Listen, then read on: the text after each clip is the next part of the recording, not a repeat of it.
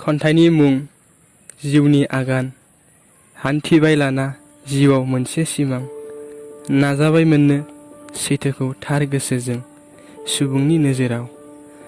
गोसोआव गोग्गो फोथायनाय आरो गोरबोआव जाफुंनायनि मिजिं लाना हान्थिबाय सैथो गोसोजों जिउनि गोथार आगान। इनाया दंसै गोबां सुबुंनि गेजेराव, जायहा गैया जिउनि गोग्गो फोथायनाय, गैया जिउनिबो गोथार आगान।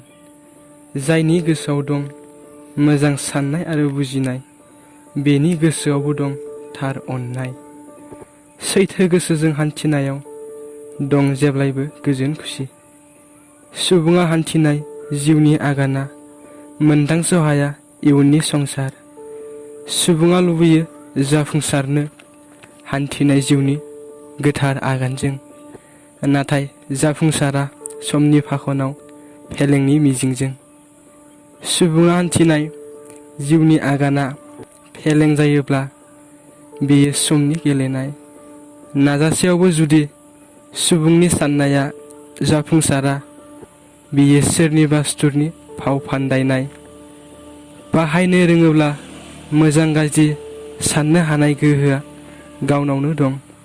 जाय मोजां सानो बेयो गावनिनो मोजां, आरो जाय गाज्रि सानो बेबो गावनिनो गाज्रि। बाहायोब्ला गाज्रिनिख्रुइ मोजां साननाया साबसिन।